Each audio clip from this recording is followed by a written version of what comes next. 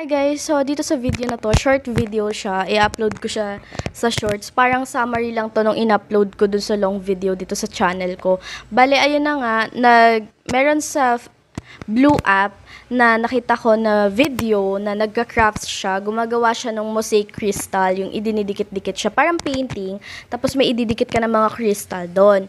And then, after no, napindot ko yung video na yun. And then, nagulat ako na nag-message sa akin yung page na yon. And then, yung page na yon merong 1,000 likes, 1,000 followers. And then, after nila mag-message sa akin, ino-offer nila sa akin yung trabaho. Tapos, pinakita nila sa akin kung ano yung gagawin ko. Merong pen packing job, merong mosaic, merong bracelet packing, basta madami, mga crafts yung trabaho daw. And then, ang gagawin, ipapadala daw nila sa bahay ko yung product na yun. Tapos, gagawin ko daw siya. Kung ang pipiliin ko is pen packing job, edi yun ang gagawin ko. Within 30 days, kailangan makomplete ko yun. Bale, per pack ng pen packing, yun yung natatandaan ko kasi yun yung kinuha ko, 79 pesos. At ang minimum na pwede kong kunin sa kanila is 1,000 packs. So, 1,000 packs yung pwede nilang ipadala sa akin na pwede kong i-repack.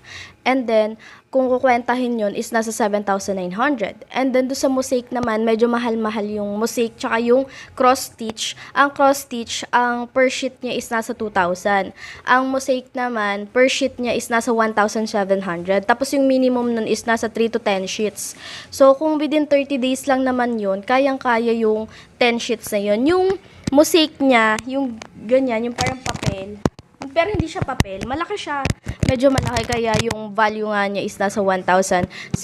Tapos nung tinotal ko yung magiging income ko doon. Kasi hanggang dalawa yung pwede nating kunin na product na pwede nating gawin.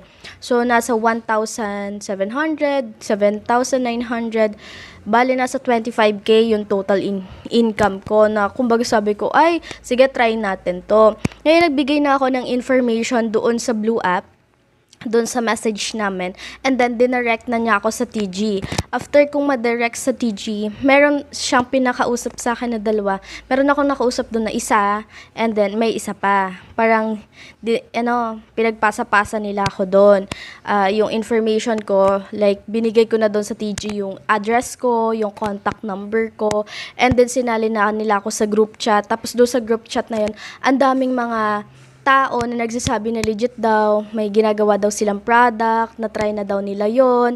Tapos kapag magtatagalog ka dun sa GC na yon, sasawayin ka nila na bawal mag-English doon. Kasi parang napapansin ko yung group na yon or yung gumawa ng ganyang crafts,